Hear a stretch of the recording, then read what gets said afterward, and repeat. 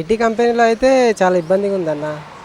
ఎందుకంటే ఇంతకుముందు అంటే కేటీఆర్ కానీ ఐటీ కంపెనీలో అక్కడి నుంచి ఇక్కడి నుంచి వెళ్ళి ఫారిన్ నుంచి పట్టుకొని వచ్చేవాడు కంపెనీని.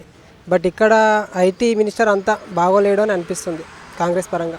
ఐటీ కంపెనీల గురించి మన రేవంత్ రెడ్డి గారు కానీ, ఐటీ మినిస్టర్ దుద్దిల్ల శ్రీధర్ బాబు కానీ, అలాగే ఎల్లారెడ్డి ఎమ్మెల్యే మదన్ మోహన్ గారు కానీ, మెదక్ ఎమ్మెల్యే రోహిత్ గారు కానీ విదేశీ పర్యటనలు చేసి కొన్ని ఐటీ కంపెనీలు తీసుకొచ్చినామని చెప్పారు కదా.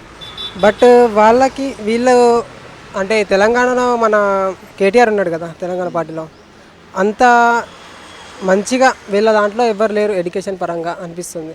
ఎందుకంటే ఇప్పటి వరకు అయితే ఏం రాలేవు కదా ఐటీ కంపెనీలు, కొత్తగా ఏం లేవు కదా. మళ్ళీ జాబ్స్ కూడా ఎక్కువ కూడా లేవు కదా ఐటీ కంపెనీలలో.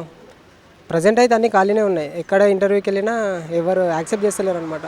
ఇంకా కొన్ని రోజులు అవుతుంది కదా, వచ్చి 90 డేస్ అవుతుంది కదా, 6 గ్యారంటీలు అమలు పరుస్తారు కదా. ఇంకా ఐటీ కంపెనీలు ఇంకా రావాలంటే ఇంత తొందర రావాలంటే ఇలా.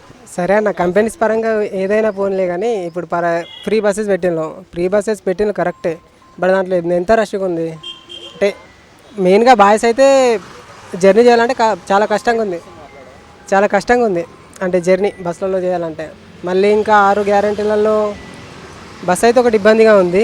ఐటీ కంపెనీలు వీళ్ళు ద్వారా రాదంటారా? కేటీఆర్ ద్వారా అయితేనే బాగా వస్తాయంటారా? అవునన్న, కేటీఆర్ పరంగా అంటే అతను చాలా ఎడ్యుకేటెడ్ కదా, అంటే అతను కూడా చేసిండు కదా, జాబ్ పరంగా చేసి ఉండి. ఇప్పుడు కాంగ్రెస్లో ఎవరు ఉన్నారని అంత మంచిగా చేసేవాళ్ళు ఎవరు లేరు కదా, ఐటీలో డెవలప్ చేసే వాళ్ళు అంతా లేరు అని అనిపిస్తుంది. ఐటీ కంపెనీలు అన్నీ బెంగళూరు వెళ్ళిపోతాయి అంటారా? వెళ్ళిపోతాయి అన్న, ఎందుకంటే సగం ఆంధ్ర అంతా ఇక్కడే ఉంది, అక్కడేం డెవలప్ లేదు ఆంధ్రాలో. అక్కడ వాళ్ళు కూడా ఇక్కడ వచ్చేసిండ్రు, ఇక మనకి ఎక్కడ ఉంటాయన్న జాబ్స్. ఇప్పుడు కాంగ్రెస్ ప్రభుత్వము కర్ణాటకలో ఉంది, బెంగళూరులో. అలాగే ఇక్కడ కూడా కాంగ్రెస్ ప్రభుత్వం ఉంది. డీకే శివకుమార్ మొత్తం డీకే శివకుమార్దే నడుస్తుంది. ఆ కాంగ్రెస్ ఇప్పుడు ఐటీ కంపెనీలన్నీ బెంగళూరు వెళ్ళిపోతాయి అన్న కంపల్సరీ. ఎందుకంటే ఇప్పుడు కర్ణాటకలో కూడా కాంగ్రెస్ వచ్చింది కానీ ఫ్రీ బస్సెస్ అనేది అక్కడ రన్నింగ్ అనేది ఆగిపోయింది కదా. కొన్ని ఫెయిల్యూర్ అనేది జరుగుతున్నాయి కదా అక్కడైనా. మేబీ మన దగ్గర కూడా జరగవచ్చు అని నేను అనుకుంటున్నాను. మరి లోక్సభ ఎన్నికలు వస్తున్నాయి, 17 లోక్సభ స్థానాలు ఉన్నాయి. అసలు ఏ పార్టీ గెలవబోతుంది? అధికారంలో ఉన్న కాంగ్రెస్ గెలవబోతుందా, లేకపోతే మేము 6 గ్యారంటీలు అమలు కానీ ఇచ్చిర్రు మా బీఆర్ఎస్నే గెలిపిస్తారని కేటీఆర్ వీళ్ళు అంటున్నారు, వీళ్ళు గెలుస్తారా? లేకపోతే మోడీ కరిష్మా నడుస్తుంది, మోడీ గారు ఎక్కువ అత్యధిక లోక్సభ స్థానాలు గెలుస్తారా? మోడీనే గెలుస్తారన్న. ఎందుకంటే మోడీకి అంత అంటే ప్రధానమంత్రి మనకు దొరకడం మోదీ అదృష్టం. ఇంకా అంతకు మించిన ప్రధానమంత్రి అయితే దొరకడు మనకు తెలిసి. కాంగ్రెస్లో కూడా అంత నార్మలే ఉన్నారు కదా. అంటే మోడీ పరంగా అయితే మోదీ బెస్ట్ మనకి ప్రధానమంత్రి, అతనే గెలుస్తారని నేను అనుకుంటున్నాను. ఇంతకుముందు 4 లోక్సభ స్థానాలు వచ్చినాయి, ఇప్పుడు ఎన్ని రాబోతున్నాయి? 10 వస్తాయి అనుకుంటున్నాం అన్న. మిగతా సీట్లు కాంగ్రెస్కే వస్తాయి. బీఆర్ఎస్కి అంతేం రాదన్న. సెంట్రల్ పరంగా అంత అంటే డెవలప్గా లేదు కదా బీఆర్ఎస్. మన తెలంగాణలో అంటే ఓకే, బట్ అంత డెవలప్ లేదని నేను అనుకుంటున్నాను బీఆర్ఎస్.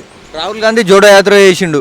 జోడో యాత్ర చేయడం వల్ల కర్ణాటకలో అండ్ తెలంగాణలో వచ్చింది, రాష్ట్రం అధికారంలోకి వచ్చింది. అలాగే ఇప్పుడు రాహుల్ గాంధీ పీఎం అవుతాడా, లేకపోతే నరేంద్ర మోడీ పీఎం అవుతాడా? నరేంద్ర మోడీనే అన్న. ఎందుకంటే ఇప్పుడు కాంగ్రెస్ ప్రభుత్వం వచ్చింది కరెక్టే, బట్ కర్ణాటకలో ఫెయిల్యూర్స్ అయితే అయినాయి కదా, అంటే అంతగా డెవలప్ లేదు కదా. సో అక్కడ ప్రభుత్వం అనేది పడిపోతుంది కాంగ్రెస్లో, అక్కడ కర్ణాటకలో. మన దగ్గర కూడా పడిపోతుంది అంటారా? కాంగ్రెస్ ప్రభుత్వం ఎక్కువ రోజులు అధికారంలో ఉండదన్న. ఎక్కువ రోజులు అయితే ఉండదు కాంగ్రెస్ ప్రభుత్వం. ఏ ప్రభుత్వం రాబోతుంది మరి? బీఆర్ఎస్ బీజేపీనే. బీజేపీ రాబోతుంది. బీజేపీ మరి 8 సీట్లే ఉన్నాయి కదా ఇక్కడ. బీజేపీ గెలుస్తుంది అన్న.